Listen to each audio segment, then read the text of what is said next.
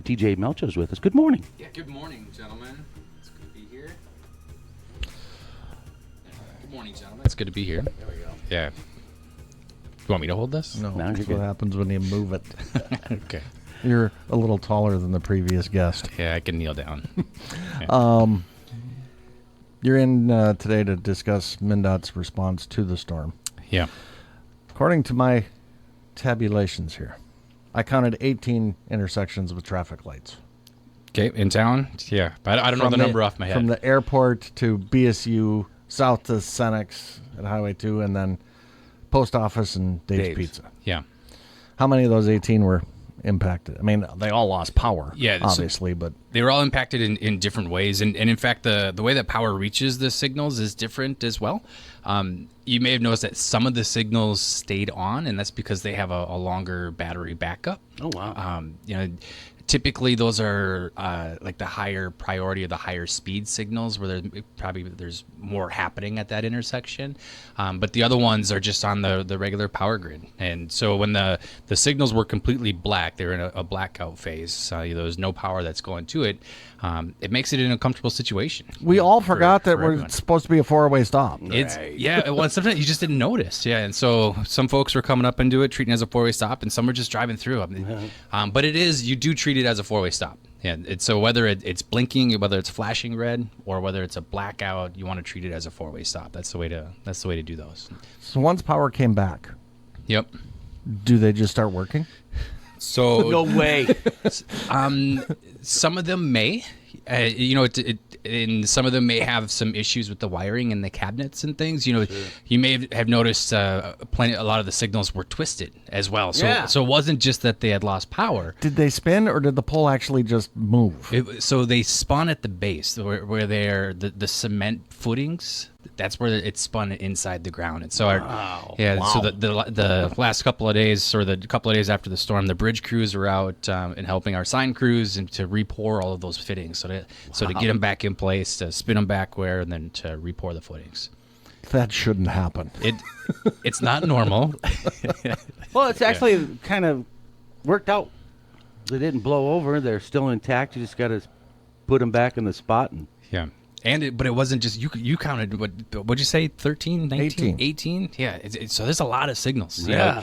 And it's not just the signals that were impacted, but like signs, along the road, and then also trees everywhere. So there was a lot of cleanup that needed to go on, and we're still dealing with those effects today. But your original question was, do the signals just start working? And it's a maybe. If power is correct, if the wiring's all correct, then the signal will start working. What happens is it gets energized, and it'll go from that flashing red into an all red stage where it's red in every direction for 6 seconds, and then it'll jump back into its cycle. And then the next question is the timing for those signals, because they're timed differently. Some are timed like on 197 on the business corridor on the other side of town. Those ones are timed with each other, so then that way you don't typically have to stop at every light or stop in the middle of it. They want to have like a green wave, they call it, and so you can make your way down the corridor. Some signals are activated by a loop underneath the pavement. Some are just pure timing, and so if the wiring is all correct, it would jump back into it, but a lot of our signals had to be reprogrammed as well. And so our crews are still out doing that. And so really what it comes down to, if there are signs that are still out, if there's impacts that are out there on the side of the road, or traffic signals where the timing is off, you can call our office and just give us a heads up. But our crews are out there working, trying to fix all those issues. I bet people call. Call and email and Twitter and Facebook. It's easier than ever to reach out to the different agencies and organizations that you want. Or we're just walking downtown. You see your friends. In a situation like this, it is all hands on deck. We've heard that some city roads were cleared by snowplows. Did any MnDOT plows help out in that regard or not? I hadn't heard from the plows to keep them, but they did have to clear a lot of the roads. And so we started fielding calls about 1:30 in the morning on early Saturday morning, after the rain had died down. State Patrol was out, and they started to call in and saying there's impacts in all these different areas. And so it's still snowplow drivers. They all come in the overnight, and then they help to clear those roads. They worked until morning, and then they backed off to allow emergency services and everybody else in town to be able to respond and what's happening. And so they stayed out of the way. And then once Monday came back in, then they got back into clearing things. And, you can equate it to like snowplow driving when clearing for us was the same way in which we would do storms, in which you have to prioritize, right? Sure. You're taking care of the largest impacts first, just trying to get folks down the road. And then your next time you push those back further, like down into the ditch or down into the right of way, or in our case, we're picking them up and hauling them away and things. So did notice a bunch of plowed trucks without the plows that were collecting debris right in front of our building here. It's a state highway. I get it.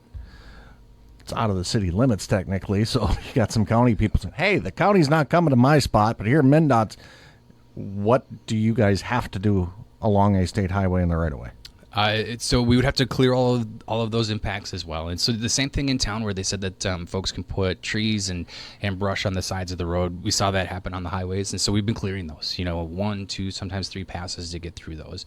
And you want to get it to be folks that can drive down the road safely.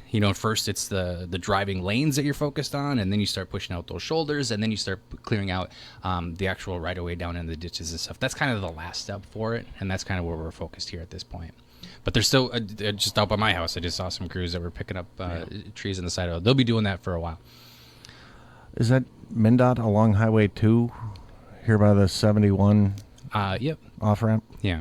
So how far does that right away go? All the way to that fence? I would, typically on the highways, it's like 120 feet. It goes to the backside. Those, highways where we have our largest parcels of right of way. For that individual spot, I wouldn't know how far out it goes. Typically, there's a little right of way sign. It's a triangle sign, and it's, if you're driving down the side of the road, you can glance off into the right, and it'll show where that back edge of the right of way is, and then where farmers' land or folks' land starts. So if you're driving down 64 or something, you got nothing else to look at. Just Look for that triangle thing. Glance off into the ditch. You'll see a little upside down triangle. Those are the right of way lines. Any long-term issues with it? I mean, heck, that one traffic signal by First Lutheran Church was just gone. Yeah. There's bare wires hanging out. I'm like, that's not good. Yeah, and signals are different ages, right? Sure. It's so some signals are older than others, in regards to our construction and things. But I think that we've got the priority was getting the signals up and running, just because it got so confusing with driving. And then after that, now it's starting to dial back in on the timing and make sure that they're working correctly. So we've got a lot of different elements that are happening. So with those traffic signals, we mentioned just road signs by themselves, just road signs everywhere that are bent or tore. And so our sign crews are out working on that. Bridge crews are out helping with them. Our maintenance crews, our snowplow drivers are the ones out on the sides of the roads helping with all the branches and stuff too.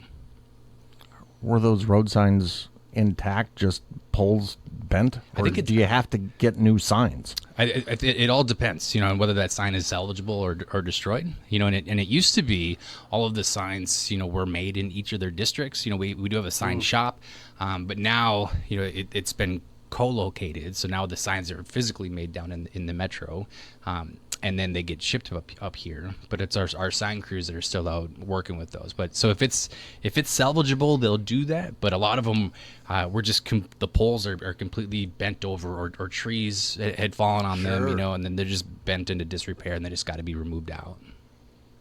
So the things you don't think of. Right. We need a new road sign along Highway 2. Yeah. So, and, we look at construction, could be starting up in the area here soon, right? So recall our Highway 197 project that we were doing on a study for a number of years. That one, the construction dates for MnDOT were supposed to be next year, And then the city's portion of that project starts this year. In fact, just a couple weeks. So after the holiday is when they'll get started. And that'll be on the roundabout over between the middle school and Target. So it's on Middle School Drive and 23rd Street. So they'll start at that intersection. And then next summer, the city will complete their portion of the project, and that'll be a roundabout more towards at the Target entrance, and then also on the other side on Hannah at Simonson. And then the city's portion on Highway 197, we were scheduled to start next year, but with some of the grant and fundings and a lot of that plan got thrown up in the air, and it's not settled yet.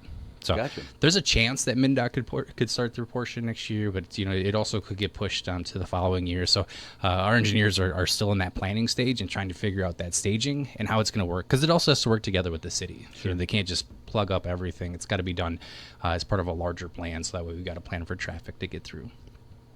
So. There isn't going to be a good way to do that project. It's not going to be comfortable. Not a good way to put certainly, it. Yeah, going through it, but I tell you, it's going to be awesome afterwards. Traffic is really going to flow through that whole area, and especially if you wanted to make a left turn. Those are the most challenging ones when you're in that whole area there. And so it's really going to clean that up. It's going to move more efficiently. It's going to be safer. So I'm excited to see it. It's just going to be a little slog to get us through it. Well, hey, thanks for stopping by. Yeah, I appreciate it. Thanks, boys. You bet.